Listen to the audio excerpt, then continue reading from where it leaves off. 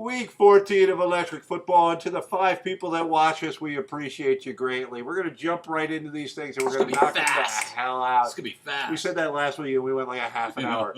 So we got a good one, Saints-Falcons. And I'm going to do this real simple. I like Breeze and the boys. I like what the Vikings were able to do to shut down the Falcons.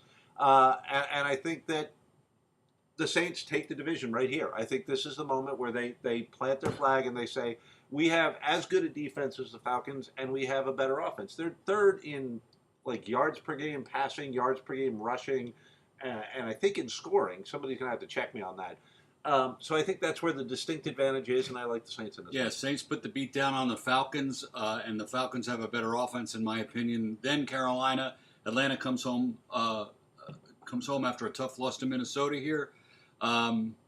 But I just believe they are going to win this year. I think the Saints win this game. All right, Colts at the Bills, and this one's tough because it's Tuesday and there's an injury. Evidently, they're reporting no ligament damage to Tyrod Taylor, and there's a chance he'll play. So everything kind of hinges on that. But even if he doesn't play, I got to believe that the Bills can win this game if Peterman doesn't throw 13 interceptions. Peterman, get that ball back here. You gave it to the wrong guy. Peterman, you're fired.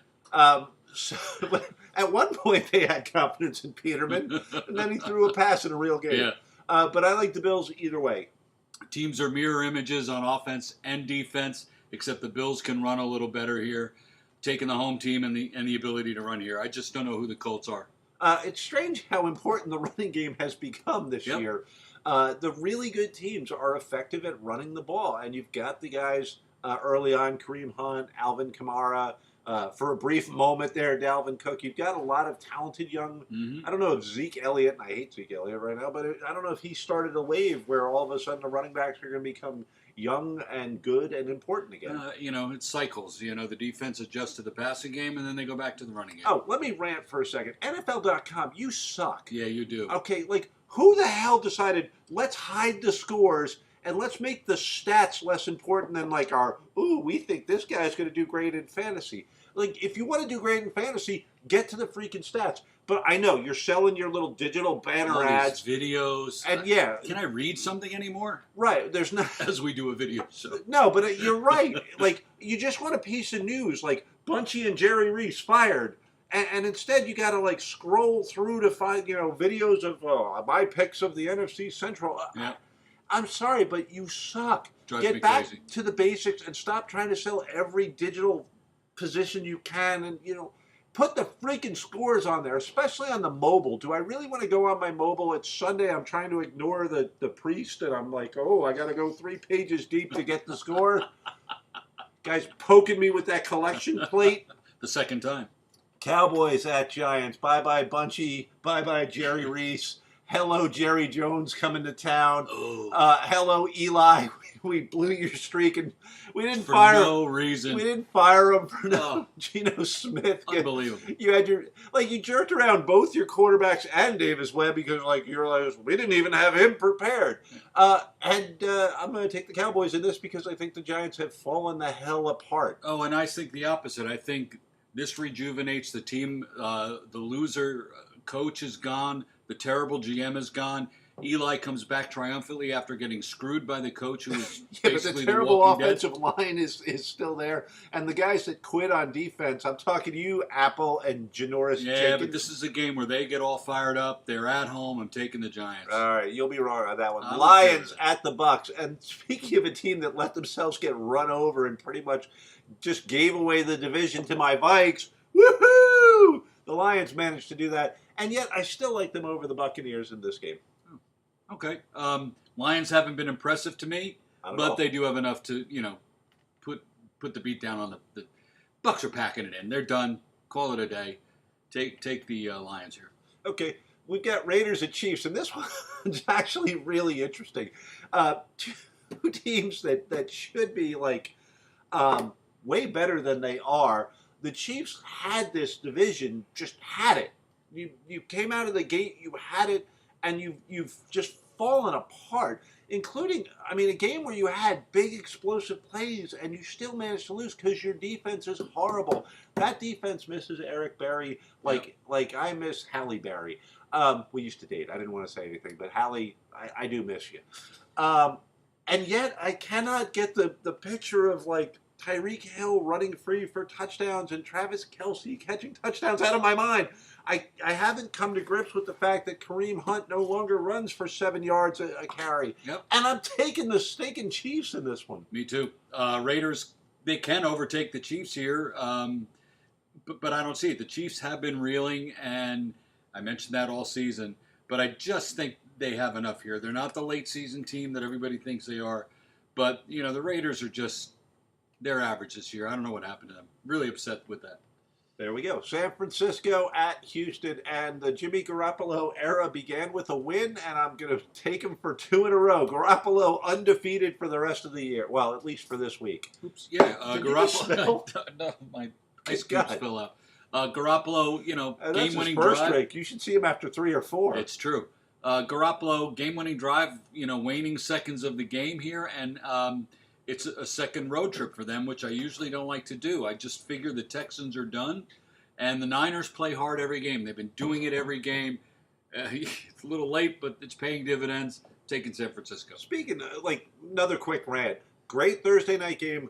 Bunch of crap in the early games, except for the Vikes Carolina, which we'll get to. I'm not even sure if that's an early or late game. I didn't put the times down. I'm not sure. And then it gets better. I think it's one. I got to tell you, the football game that I'm looking the most forward to right now is Clemson, Alabama 3. Bring it on again, Saban, you devilish Bastard. Loser, bastard. Nick. Yes, big fan from the Miami era. Yeah, come back to the NFL. Please. All right, we said this was going to be fast. We're going to make it fast. Green Right. Bay at the Browns. The Browns are going to go winless. They're going to trade the number 1 pick to a QB-hungry team. Packers will be better next year. Packers are idiots if they bring Aaron Rodgers back this year. The season's done. Let him recover. Play around with Hundley. Let him get some experience as he has. He's not horrible. And I think they win this game against the Browns. I feel horrible for the Browns. Just a franchise that needs to be euthanized. That's true. I'm taking the upset here. Cleveland has the better defense, and I just think the odds are that they're going to win a game this season, and this is the perfect game for them to win. I tried that theory. It didn't work. Yeah, but the Packers are lifeless. Hundley's not great, and they got to win. I'm taking the Browns.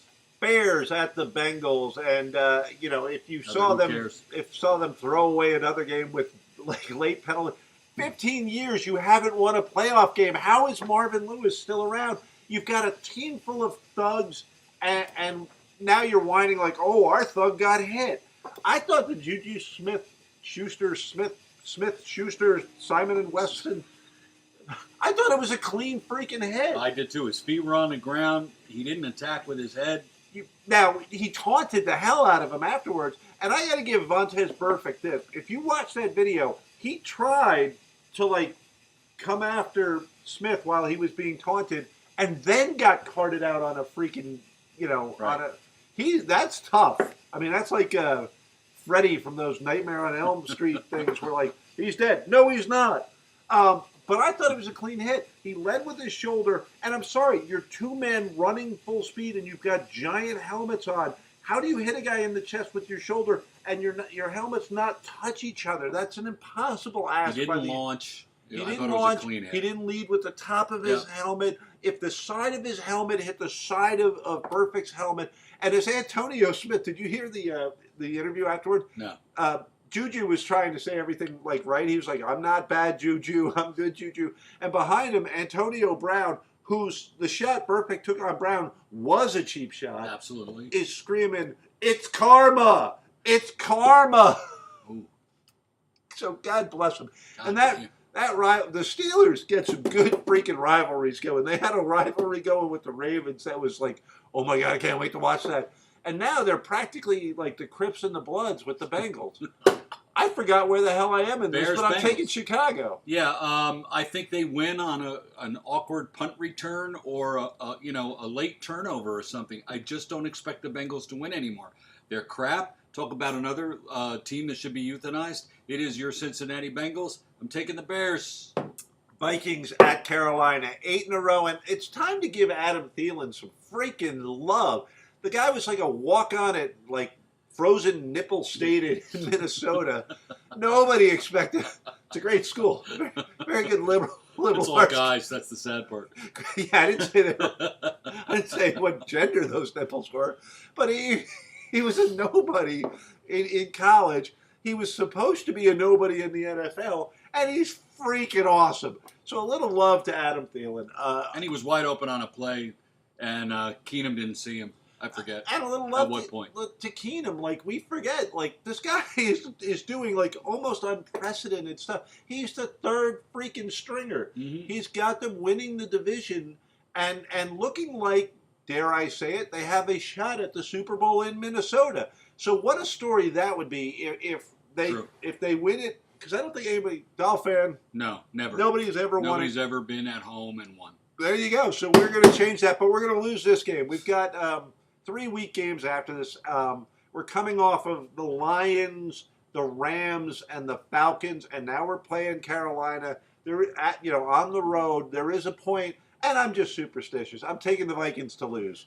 This game is tough. Minnie is on the road for the second week, but your defense is very good. Oh, they're good. Panthers stumble against the Saints, and again, as every week, you got to look at Cam's face and see whether he's in the game or not. I don't see him being in the game because I think he'll be frustrated by the Vikings defense, and the Vikings win. As we talked, we've got Washington at the Chargers, and as we talked about before, the AFC West is like the island of misfit toys. It's the island of misfit toys. I'm a Charlie in the box. I was hoping you'd come up with that because I couldn't think of any of them. All I know is I'm like Mr. Heat Miser. It's not even the same movie. I don't freaking know. I don't watch those claymation things anymore, and the dementia is setting in. Sadly, I do. But I think the Chargers are actually going to win this game, and I think they have a very good shot at winning that division because right now, yep. If you had to say who you taking in that division, it's Phillip Rivers and the Chargers. It just is. They're playing the best that they have. Playing their best. They've got a better ground game. I'm taking the Chargers. Yep, and I was kind of high on the Redskins early on. I thought they could regroup halfway through the season. It's not happening. Chargers are hot. Staying on the Chargers. Chargers win. There you go. So what do we got? We got Jets at Broncos. And you know what's really weird is the Jets got a bridge quarterback. You know, they kept, what do we got? Petty and Hackenberg. They kept throwing draft picks at this.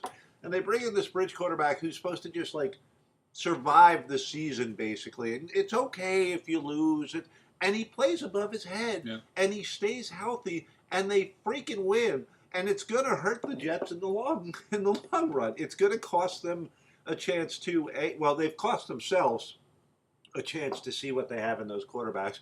And they should have. They should put in Petty. They should put in Hackenberg. They should take their freaking losses. They should go, okay, like the Browns with Kaiser, like maybe we have something here.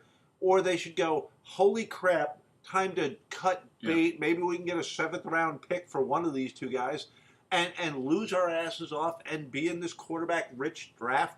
But they haven't. They've actually outplayed themselves. They've outplayed their talent. And it's a weird thing nowadays where you're going, hey, our team's winning. God, I wish they would stop. But in this upcoming draft, McCown has probably hurt them more than he's helped them. I think they win this game because I think Denver is still looking around going, Lynch, Simeon, what happened? Osweiler, Bronx are done. Pace.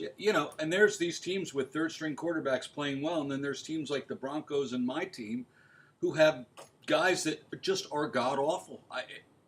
That's the talent scouts. Really freaking well. Yeah, and these are the talent scouts and the GM who are screwing up the teams on that, and I blame those people for not solidifying your team at quarterback. Anyway, the Jets are fighting. They're still fighting for a playoff spot, as ludicrous as it sounds. It does. But they played, they're like the 49ers. They play every week hard, and I think they beat the Broncos. I think the Broncos are done. Okay, there you go. So what do we got next? We got Titans at Cardinals. And speaking of teams that are done, the Titans want the division. The Cardinals just want this season to end. And they want Blaine Gabbert to not suck because, Palmer's done. I mean, let's face it. Stanton is not going to be your long-term answer. There's, I guess, some weird belief that Blaine Gabbert might be, he might still be somebody that you could resurrect and rebuild. But the Titans, they have the formula right here. They have the division in their sights. I like them to go on the road and win against a Cardinals team that really has nothing left to play for. I think they win, but they still perplex me. They should be better than 8-4 with the talent that they have on this team. I agree. And I'm not sure why that is. Again, it's coaching. The Cardinals are coming off a game where the Rams just beat the crap out of them, and I wonder if they care anymore. So this time I'm taking the playoff hopeful Titans to beat the Cardinals on the road. Keep rolling, Stu, because Eagles-Rams is tough, and I have cross-outs on picking of both teams. So you roll, and maybe you can convince me. This is for all the marbles to me. It's home field at stake. I'm not sure your Vikings can catch up and beat either of these teams. We got a weak schedule after this, though. True, but the Rams had the advantage of the running game, which is more consistent than the Eagles. Eagles struggled horribly last week, couldn't get the running game going. Eagles are on the road for the second game in a row. I'm taking the Rams. I like the Rams this year. I like what they're doing. They're intense. They're fast. I like them. But even in a loss, Carson Wentz is impressive. Yeah, they didn't do anything. They really were bad. No, I get you, and that's what I'm saying. Like, I've crossed out both of these, and I think I'm going to go with you. I'm going to go with the Rams on the same theory that Eagles on the road. Rams have the better. The more dangerous running game. I don't know if it's the better running game, but the more dangerous. Well, the problem with Philly is they can't decide who they're going to use. One series you see Blunt, then you see Ajayi, and then you see some guy whose name I can't recall. Stick with a guy, get one guy going. That's not. If they say if you have two quarterbacks, you have no quarterbacks, but that's not necessarily the case with running backs, especially if they have different skill sets. But you're right. Blunt and Ajayi aren't exactly thunder and lightning. Right. You know, it's not Darren Sproul. It's Warwick Dunn and Mike Allstott as an example. They're very similar, but neither can get going because they never know when they're in. I don't know. Fresh legs is a tempting thing. Fresh legs, but if you can't get your momentum and get a rhythm, I think it kills you. People say. I hear rhythm all the time. Do you ever see a quarterback out there like, I got rhythm, I got music. Rhythm is going to get you. So what do we got? I'm going to stop right there. We got the Seahawks at the Jags. I totally missed this. I have no notes. I think the Seahawks have something like 30 touchdowns this season, and 29 of them Russell Wilson has been involved in. It is unbelievable what that guy is doing, carrying the offense on that team. Seahawks played a great game against the Eagles. If you watched Electric Football, you would know that was a distinct possibility. But I think they match up really poorly here on the road against the Jaguars. I think what the Jaguars do best is nullify the quarterback. And I don't expect Russell Wilson to be able to get much against them. Conversely, I don't expect Blake Bortles and the Jaguars. The Jaguars are one team away from being the dominant team right now. And will it be Eli Manning? Eli's going nowhere. Will it be Alex Smith? There's a ton of guys. I wish I had the list in front of me. There's a ton of quarterbacks that are going to be available, both free agents and through the draft. Jay Cutler. You can have him. Yeah, no, he's not one of them. Sam Bradford might be a fit there. I'm being completely serious. It's true. I think he's done. They're literally one player away from being a dominant team. And I think they match up really well against the Seahawks team that is coming off of a big win and is on the road now. I'm taking the Jaguars. I really want to take the Jaguars here just because I think their defense is so much better than Seattle's. But it's Blake Bortles, and I've seen him make too many mistakes in critical parts of the game, and I've seen Russell Wilson make brilliant plays at the end of games. I'm just taking the Seahawks based on that. Okay. That's all I got. So we've got the Ravens at the Steelers, and the Steelers are coming off an emotional game, and prayers for Ryan Shazier. It was not. I don't know. It wasn't a devastating hit. It was he hit the top of his head. Yeah, I thought he broke his neck. No, as soon as he did the back thing, it was very. It's one of those moments that you really just go like move, move your arms, move your legs, and there seem to be some positive reports coming out. I'm hearing he'll be okay. I don't know that he'd ever want to play again, but I haven't heard it quite that clearly, but I've heard feeling in the extremities, perhaps even some movement in the extremities. Talk about perhaps moving him to Pittsburgh in the next couple of days, which I think is a good sign because if you're really in bad shape, They don't talk about like, let's Let's put him transport on a him. shaky plane. So, and once again, Mike Tomlin, a great leader, went and visited him in the hospital, and just I have a ton of respect for. If you've watched the show, you know I have a ton of respect for Mike Tomlin. We hope that Shazier is okay. I don't think it's going to stop the Steelers from winning this game. I think they have. It may even motivate them, for all I know. If you saw that. Oh, you're going emotion now, not with the Giants? If you saw, yes, I am because. There's Steve's world. They're emotional. There's a different. They have cohesion in my world, Okay. whereas the Giants don't. And cohesion is very important. And every time I say cohesion, you're supposed to take a drink. Anyway, I like the Steelers in this one. Stu, tell me why I'm wrong.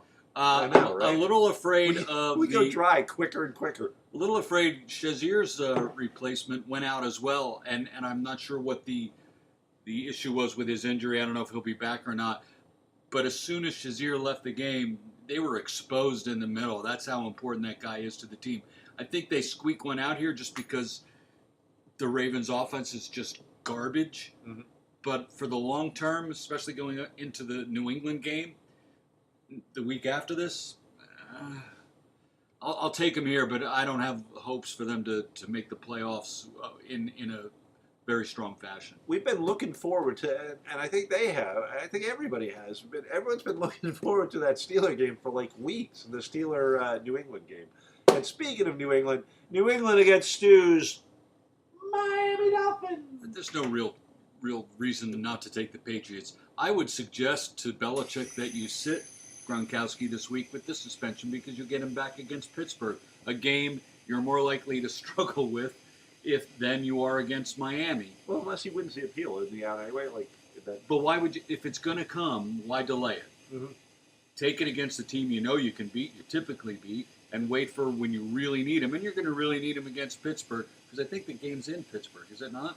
I don't know. All I know is the hood wants Gronkowski according to White. Yeah. Anyway, Miami looked like world beaters on Sunday, and the Pats are without Gronk theoretically, and that stupid WWE move, which he should have been suspended for. Oh, yeah. And quite frankly, that was worse than the hit that Smith made. Yeah. Anyway, the Patriots are the clear AFC favorite. Not to put you on the spot here, what did you think of the Aloka hit? Because he's suspended too. This was like the week of suspensions. John Runyon was busy typing up some weird emails. I didn't see that hit. It was a late hit on Brown in the end zone. I'm not once again, it used to be 1970s football. Like that was just typical stuff. Sorry, didn't mean to. So anyway, the Patriots are the favorite to go all the way to the Super Bowl again. I see Miami not creating any issues for them on Sunday. Take the Patriots. I agree. I thought Gronkowski's hit was cheap as hell. I think it's funny that both players are part of the Players Association. So I honestly think the union would be best off just going like, we need to protect guys from getting hit like that more than we need to protect guys that decide to make that hit. Right. That's a good point. So I think they should go, we got to protect our members from cheap shots and not try and set some sort of weird precedence where you can get away with cheap shots. I agree. So I would love to see the NFLPA go, yeah, no, we're not even going to bother. Gronk's out. Don't appeal it. That was as flagrant as you can get. Not like the other hits that were in the middle of the play. No, you're looking at a guy laying on the ground and you just go, yeah, I'm going to drop the people's elbow. Really? I think he kissed it and then dropped it. I guess he's waiting for the Andre the Giant documentary. Yeah, the Hulk Hogan leg drop is next. So, yeah, don't cry to me, Gronkowski. And I think the NFLPA, if we're really talking about player safety and that's their focus, well, the guy in Buffalo, he's a player. Protect him. Hey, NFL Network, you hear this concise and very interesting conversation? Instead of doing the crap that you do on the NFL Network, do this better. Hey, NFL.com, you suck too. And there goes our chance. And look at the 5 freaking followers we have. We've got 5 dedicated followers. Tell your friends. Dolphin Rob, we owe you we haven't shouted you out forgotten. nearly enough. We want to say hi. Comment away, people. That was Electric Football, and we kept it under 25 minutes. See ya.